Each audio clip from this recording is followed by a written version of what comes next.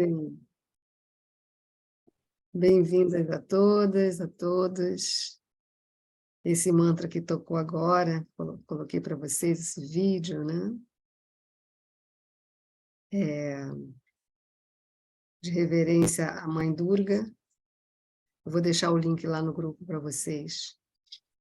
Não dá para deixar dentro do vídeo no YouTube, porque eles têm a questão dos direitos, e acaba que interrompe a conversão, né? De Zoom para YouTube por essa razão.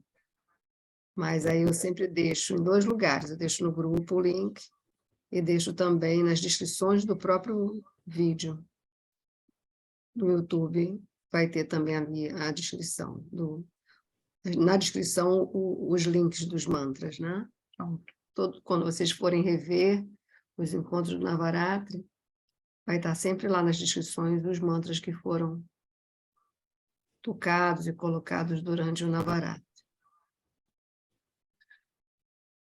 Então, depois da tempestade de ontem, o céu aqui, pelo menos no Rio de Janeiro, surgiu sem praticamente nenhuma nuvem. É um céu limpinho, azul. Vai esquentar de novo. Vou deixar aqui. São 11h22, olha que maravilha, hein? Apesar de ser de manhã, conseguimos nos reunir.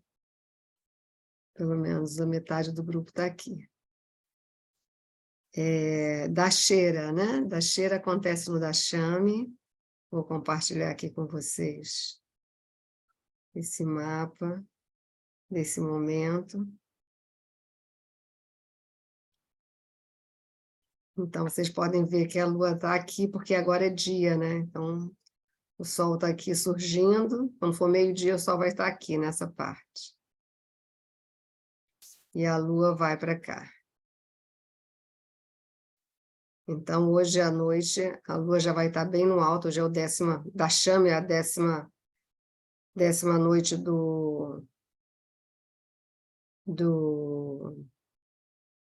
deste Navaratri, né? Da Lua crescente. E a partir de agora até a Lua cheia, a Lua só lá no alto. E para ver a Lua no alto, na Lua cheia, que será entre 5 e 6 de abril, é meia-noite, né? Meia-noite que a gente vê a Lua lá no alto. Mas agora ela só tem visibilidade noturna para todos os lugares que tiverem noites limpas. Mesmo assim, mesmo com nuvens, a Lua clareia, né? A Lua crescente, a Lua cheia, ela clareia à noite, mesmo quando tem nuvens. Os raios da Lua atravessam as nuvens e as noites são mais claras mesmo assim. E aí essa é a iluminação da Lua, recebendo todos os raios do Sol, que traz essa fase maravilhosa que começa a partir de hoje, 10º dia da Lua crescente após o Navaratri, que é o Dashera, que é a vitória da Mãe Durga, né? Quando ela é honrada por todos, por ela ter vencido todas as batalhas contra vários aspectos sombrios e obscuros, que são muito intensificados a partir da Kali Yuga.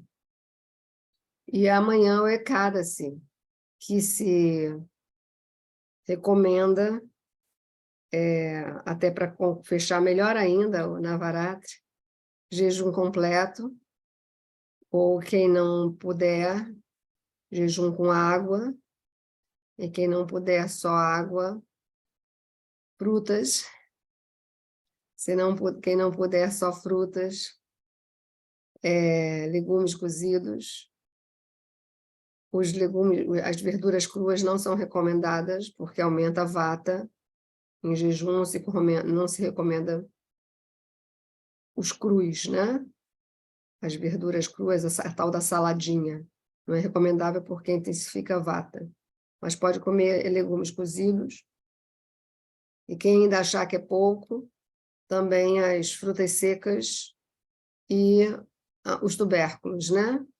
Tipo aipim, inhame, cozidos.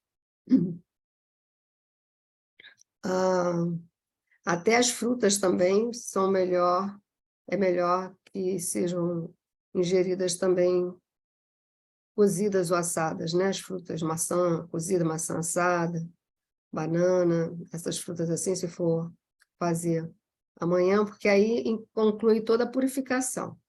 Amanhã sendo Ecádice, e o Ecádice, ele favorece o progresso espiritual.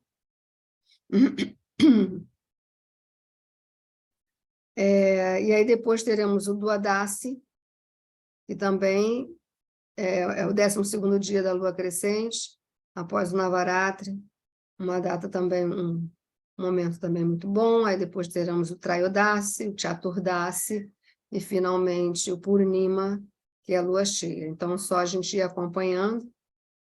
Provavelmente no Chaturdasi ou no Trayodasi a gente vai ter um encontro sobre essa lua cheia próxima, né? Que será com a lua em Virgem. Lembra, né? Lua em Virgem, Nakshatra Titra. Acredito que a lua cheia, o ápice da lua cheia já não será mais, ainda não será em Titra, ainda será em Hasta, mas já passando para Titra, para esse outro Nakshatra. Titra é um Nakshatra que está entre Virgem e Libra. E Hasta é um Nakshatra que está no centro de Virgem. São, inclusive, estrelas que estão lá no centro da constelação de Virgem mesmo. Porque nós começamos esse Navaratri a seguir da lua nova em Peixes. Então, se a lua nova foi em Peixes, a próxima lua cheia será, então, no signo oposto ao Peixes, que no caso é Virgem, né? Virgem e Peixes estão 180 graus de distância. Se a gente está vendo uma constelação à noite, a oposta a gente não consegue ver, porque está lá do outro lado do mundo, né? E esse Navaratri, então, conclui ainda, né? Ainda estamos no Nakshatra Pushyami, que foi o que foi falado ontem um pouquinho, quase que passa, mas no finalzinho ainda deu para dar uma puxadinha nesse Nakshatra. Pushyami significa nutridora, então um aspecto da deusa que traz todos os alimentos, né? A fartura dos alimentos, né? Os melhores alimentos, os alimentos realmente nutritivos, alimentos que promovem uma boa saúde, promovem um bem-estar, né? Promove bem-estar e não mal-estar, né? Mas não só o alimento que vai para o estômago, né? Os outros tipos de alimentos também, porque a gente também se nutre de outras coisas, né? A gente pode se nutrir, por exemplo, de outros elementos que não vão parar no estômago, não vão para o nosso sistema digestivo, né? Mas a gente pode se nutrir de alimentos que vão para os nossos pulmões, por exemplo, vão para a nossa corrente sanguínea. Isso é considerado alimento também, você está botando para dentro alimento. Só que são alimentos que não geram bem-estar, né? E essa questão da nutrição pega muito a nossa parte das dependências. Então, depender de um cigarro, depender de um álcool, depender de um remédio, né? Depender de uma droga. Essa dependência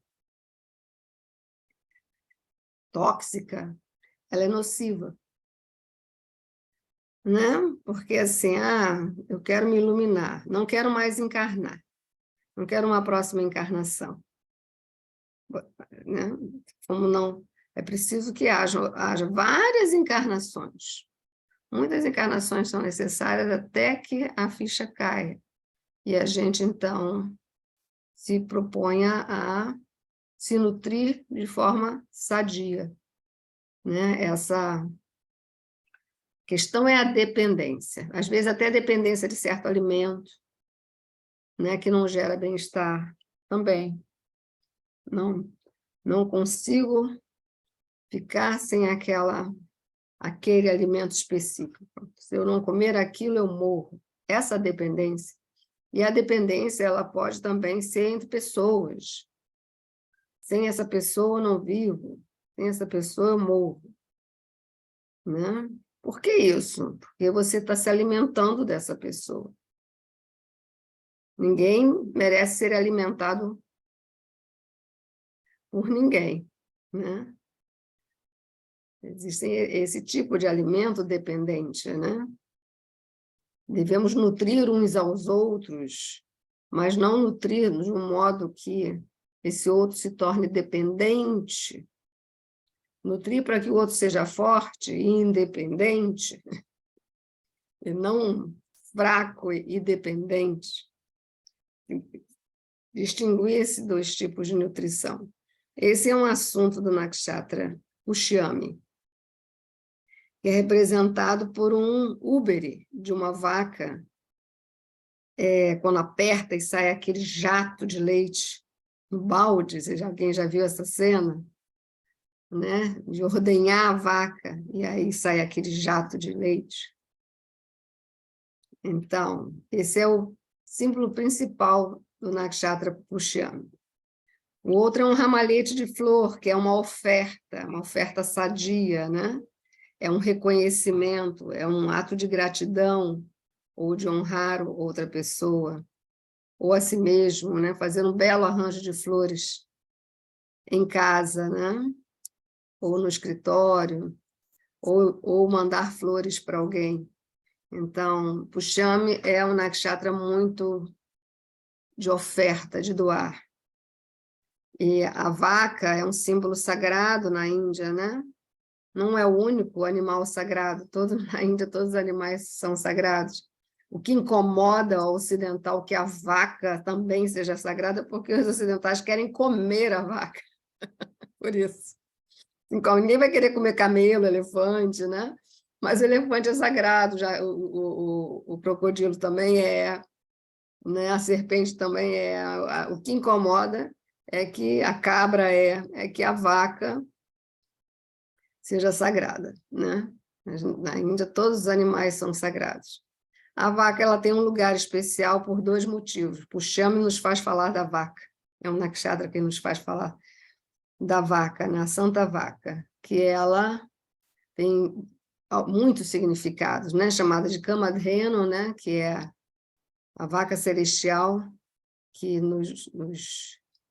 traz toda a provisão de alimentos, né? Para a gente, porque o leite, a vaca ele pode ser transformado em muitas coisas, né? Através do leite, muitas coisas são produzidas. Não precisa aniquilar o animal, sangrar o animal, fazer o animal sofrer por nosso desejo egoísta de alguma satisfação sanguínea, né? De sangue, para poder, porque a gente sabe cientificamente o leite é o sangue. O que é o leite que nós damos para os nossos filhos quando amamentamos nossos filhos? O nosso sangue, é o sangue transformado em leite. Eles saem das nossas veias. Por isso, a alimentação da mãe, enquanto amamenta, é muito importante, porque ela está amamentando, o que ela está comendo está passando para o filho. Ah, minha criança está com muitos gases. Tá com gases porque o que a mãe está comendo está dando gases, né? Então, é uma questão de separar os alimentos, né? A mãe que amamenta, assim como a mãe grávida e a mãe que amamenta, e a criança depende da mãe para se alimentar, ela precisa ter restrições alimentares. Certos alimentos não foram feitos ainda para um organismo que está aí se compondo, muito fresquinho, estômago fresquinho, intestino fresquinho, tudo novinho. Aí vai se alimentar de alimento muito carregado, o corpo do bebê não assimila bem. Então, muito chá, né? Uma mãe que amamenta tem que tomar muito chá, beber muito líquido, muita água, sucos, né? E até mesmo o próprio leite. Então, do leite, muitas coisas se fazem, né? Então, é um superalimento, né? Saber preparar. O Ayurveda ensina como preparar o leite de forma a ele não ser... Algumas pessoas têm... Hoje em dia, muitas pessoas têm vários tipos de alergia aos produtos lácteos, mas isso é por conta de não saber preparar o leite. O leite precisa ser medicado, a manteiga precisa ser purificada, várias coisas, né?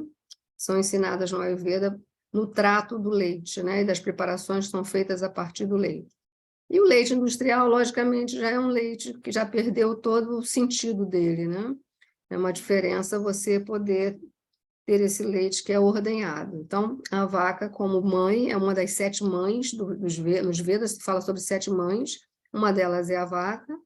Ela é amada de Krishna, por isso tem esse aspecto, porque Krishna foi um pastor de bezerros, quando ele viveu na fase infância dele, ele viveu numa área protegida, porque ele estava sendo perseguido por inimigos que queriam matá-lo. Então, ele foi para uma região, foi levado, recém-nascido, para uma região onde ele foi protegido durante toda a infância. E lá, essa região era de pastores. E os pastores, então, Krishna cresceu como um pastorzinho de vacas, né? Por essas imagens, ele está sempre tocando uma flauta e uma vaquinha ao lado, né? Um pastor, um govinda, um gopala. E go significa vaca, né? Então, o cuidador das vacas, um pastor.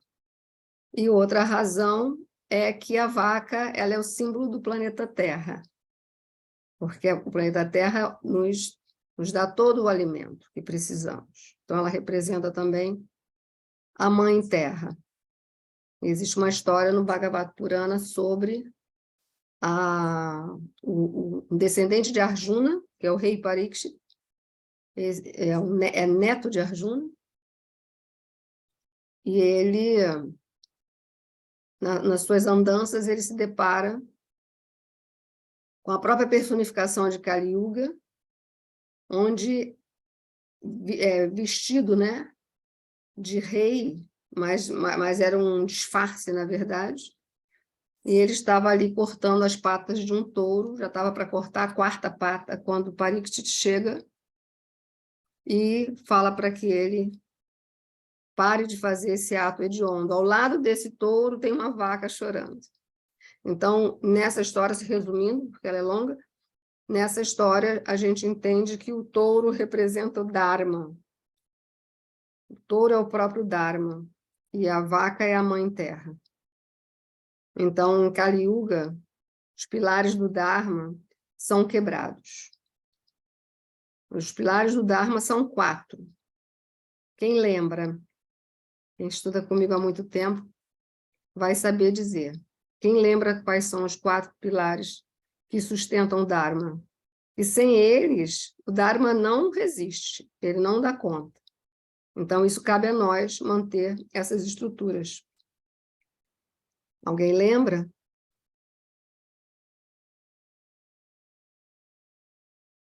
Recada-se amanhã, hoje é da chama e amanhã em casa, né? Hoje é 10, amanhã é 11. Honestidade. Fala, querida. Honestidade. Bom, as virtudes agora. Eu só estou me lembrando de honestidade. Ah, certo. Que bom que você lembrou. Que é falado como verdade, né? A honestidade é um aspecto da verdade, com certeza. Exato. Com certeza. Uhum. Honestidade, sinceridade, ser verdadeiro, ser autêntico, né? Foi Exato. exatamente essa a pata que a personificação de Kali Yuga não conseguiu cortar, porque Parikshit chegou a tempo. As outras 3 dançaram, que são compaixão, disciplina e pureza.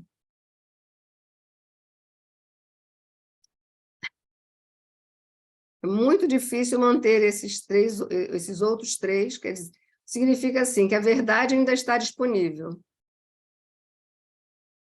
Não quer dizer que todo mundo é verdadeiro, não é isso, em Kali Yuga, mas que a verdade está mais disponível do que a... Ter compaixão é mais desafiador. Manter a pureza, a integridade, é mais desafiador. Exercitar a disciplina, ser disciplinado, é mais desafiador. Então, eu tenho um curso que se chama Purusharthas, que é um curso que eu falo desses temas todos a respeito do Dharma. Se alguém quiser esse curso, fala comigo, tá? O nome do curso é Purusharthas, que são as 4 funções, né? Os 4 deveres, que é Artha, Kama, Dharma, Artha, Kama e Moksha. Está bem explicadinho isso nesse curso. Vocês vão gostar muito. Algumas pessoas já fizeram, vários que estão aqui fizeram o curso de Purusharthas. E lá eu explico bastante sobre esse tema.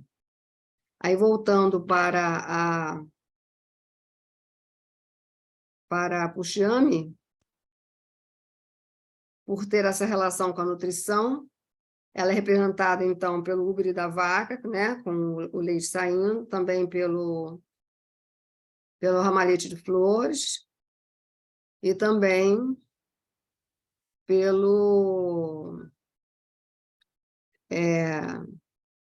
por um jarro transbordando de néctar, que é o Amrita, né? Os gregos chamavam de ambrósia. Em sânscrito é Amrita. Mrita, em sânscrito, significa morte. Amrita, sem morte. Então, é o néctar da imortalidade, o qual os deuses e os dânavas, que são os asuras, se empenham para adquirir. Aí, isso é uma outra história, uma história relacionada à cosmogonia, que vai nos explicar a relação entre micro e macrocosmos, porque essa façanha dos deuses e dos asuras, ela acontece no nível cosmológico, mas também acontece em cada um de nós. Então, esse nakshatra corresponde a esses temas. Daqui a pouco, mais tarde, um pouco, na continuidade do dia, a Lua vai para um outro nakshatra, que é o nakshatra final desse grupo de 9 nakshatras que começam a partir de Ashwini, né? Ashwini, Bharani, Kirtika, Rohini, Mrigashira, Ardra, Punarvasu, Pushyami e, finalmente, Ashlesha. Então, hoje à noite, a Lua já estará no nakshatra Ashlesha. Esse nakshatra Ashlesha, ele é representado pelas serpentes. E é um tema bem interessante, porque esse nakshatra, as serpentes se fizeram ver, né? Elas apareceram por vídeo, por sonhos, de diferentes maneiras. Esse simbolismo chegou até nós. E é interessante que a noite de hoje, exatamente no nakshatra das serpentes, a Lua vai estar. Ok? As serpentes, elas estão relacionadas principalmente a Shiva.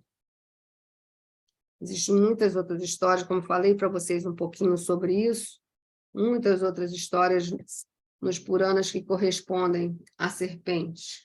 Existe no céu a constelação da Hidra, que eu expliquei ontem, uma constelação gigante que está debaixo de Libra, Virgem, Leão e Câncer, a cabeça perto de Câncer, a cauda perto de Libra e o corpo debaixo de Leão e Virgem.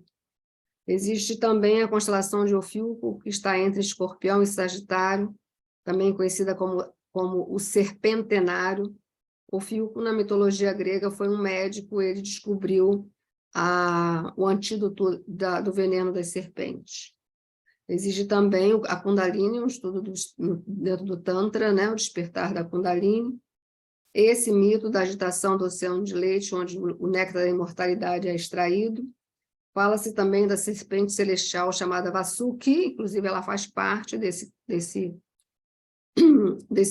história também da agitação do oceano de leite, que é a Via Láctea, os ornamentos de Shiva e também a Nanta Sesha, que é a grande serpente no qual o Vishnu repousa sobre ela, e ela representa a eternidade. Então, Ashlesha é um nakshatra de cura e de transformações.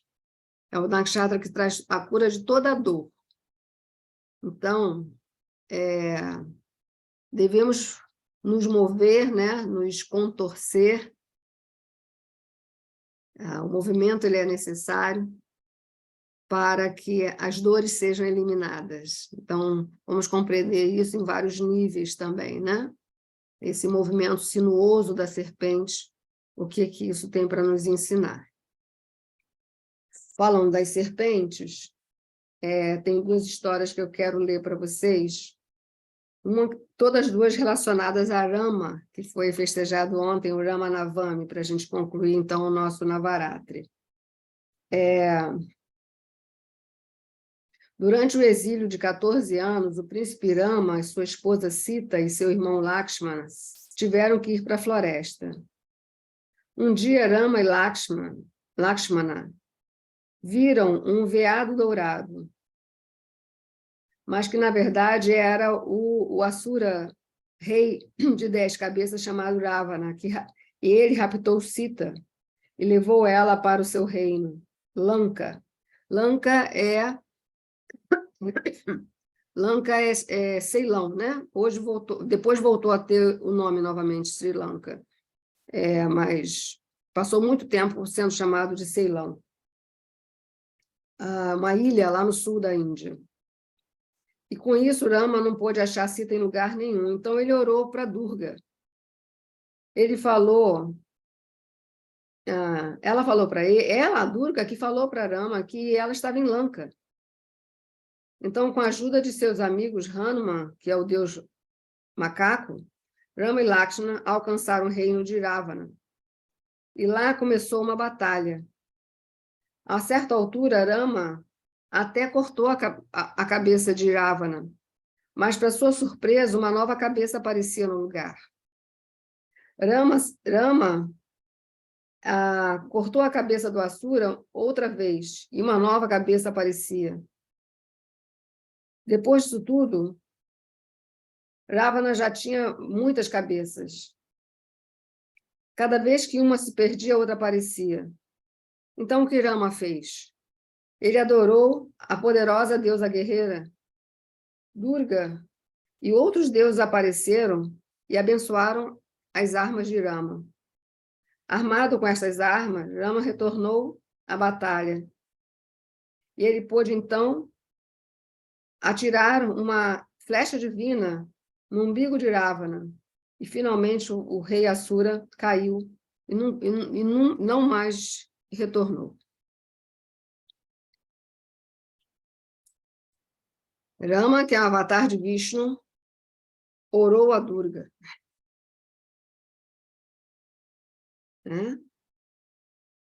Sem ela, ele não teria vencido a batalha contra o Asura Ravana.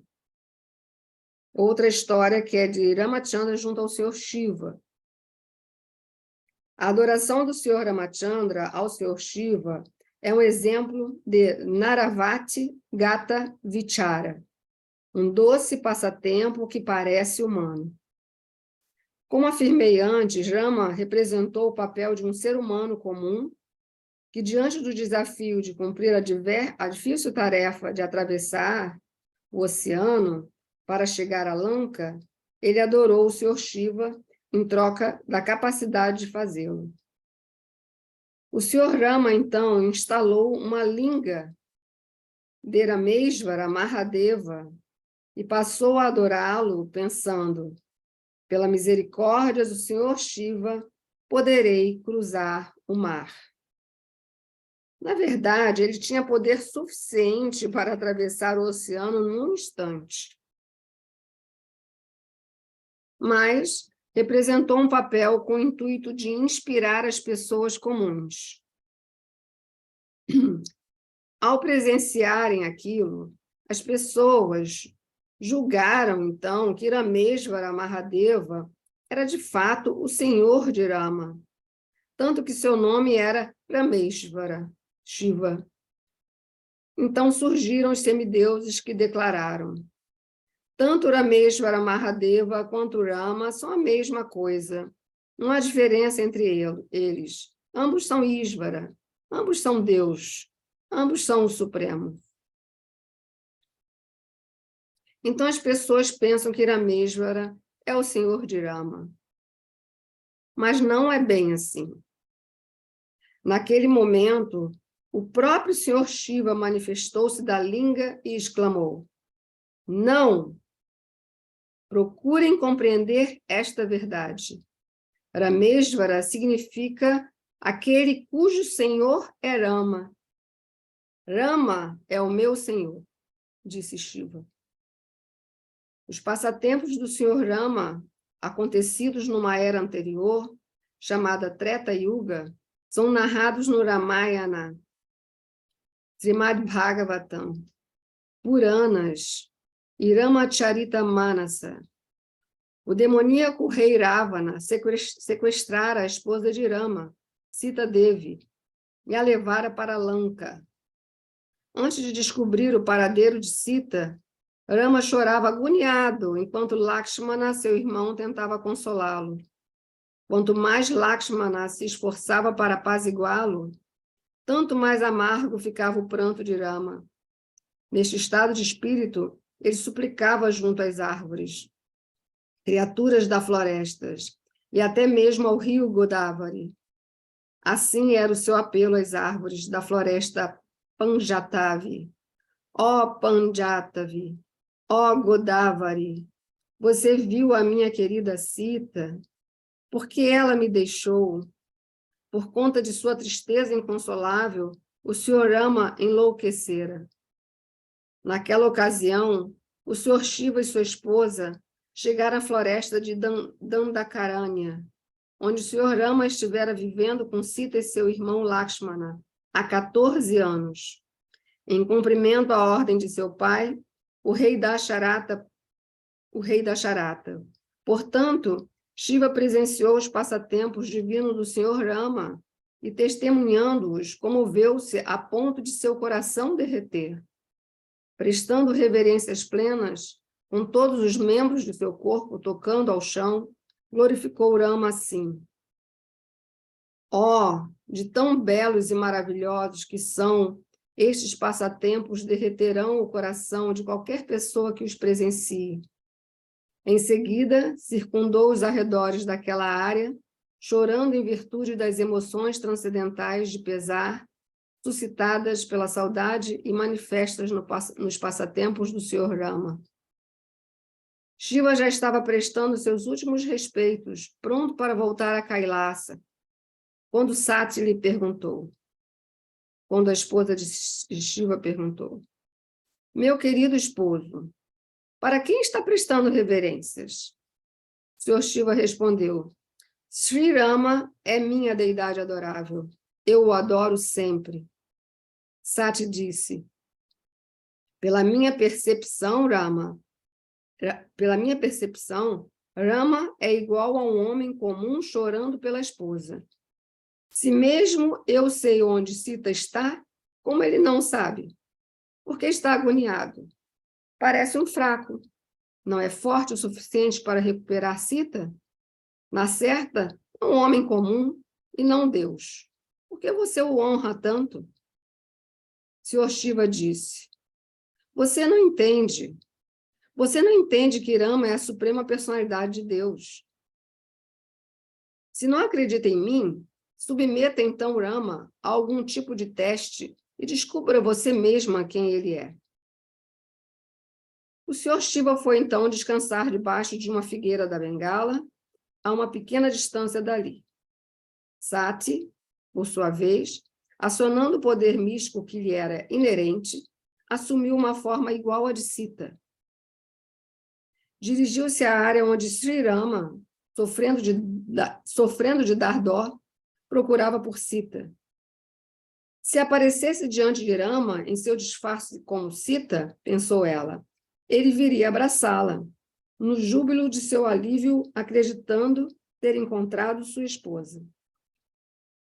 Contudo, com um olhar distante, Rama a ignorou, cada uma das vezes que ela se mostrou para ele.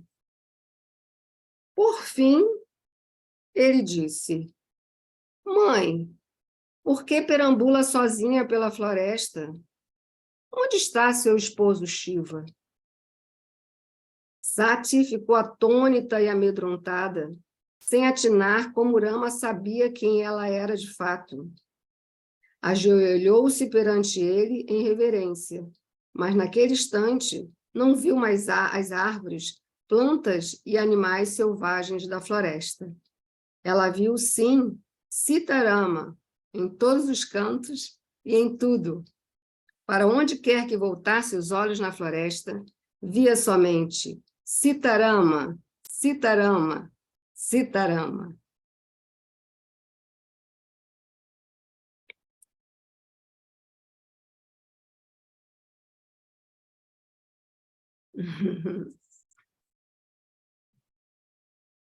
Linda história, né? Muito linda.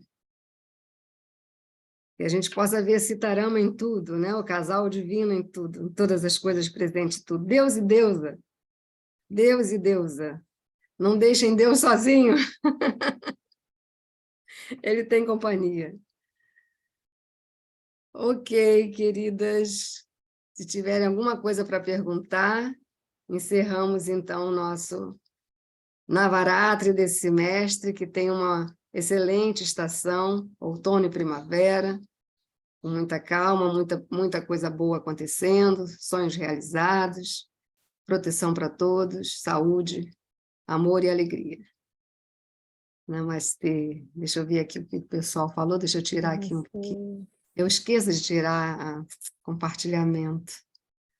O Ekadashi começa que horas? O Ekadashi você pode, tem horário que o Ekadashi começa, eu posso olhar e colocar lá no grupo, tem horário direitinho. Mas, assim, normalmente já é na madrugada, né? Na madrugada do dia, né? Essa próxima madrugada já começa o Ekadashi. Já pode pensar assim, né? A partir de meia-noite, aí tem todo dia de amanhã, e aí só no Duodasi que quebra, né? Pela parte da manhã, de manhã cedo, aí no Duodasi, que é o dia seguinte, então vamos pensar, então hoje é dia 31, então amanhã 1, então essa madrugada de 31 para 1 pode começar, e aí vai até de manhã cedo do dia 2.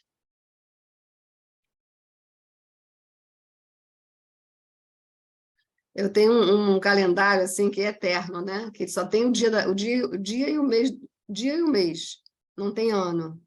Então eu uso ele há décadas. E 31 de março a mensagem é a seguinte: sorria, Deus ama você.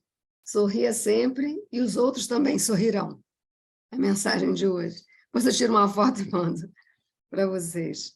Deixa eu ver aqui o que o pessoal está falando, o que vocês estão falando sobre Ekadashi. Ekadashi será amanhã, dia 1? Sim. Dia 1 de abril, E mantra mais belo. A verdade é como a esperança na caixa de Pandora. Maria Angélica, que linda história, né? Jayante. Emocionante, muito emocionante hoje, difícil segurar aqui no trabalho. Marcela. Que maravilha, Mônica. Plínio, obrigada por esse momento, muito feliz e emocionada, também com tantos ensinamentos e partilhas. Se sente nutrida. Gratidão profunda também, querida. Aqui em Brasília, Ekadashi começa hoje às 17h30. Já está antecipando. E finaliza amanhã às 19h51. Obrigada, Sat Ananda Tit, por compartilhar, profundo e generoso, irmãos e irmãs de caminhada, jornada transformadora. Muito amor e gratidão a todas vocês também, e nos encontramos novamente na próxima lua cheia. Ok? Bom dia para vocês. Namastê. Hariom Jaima, na Mãe Divina. Bom dia. Excelente dia para todos. Bye, bye.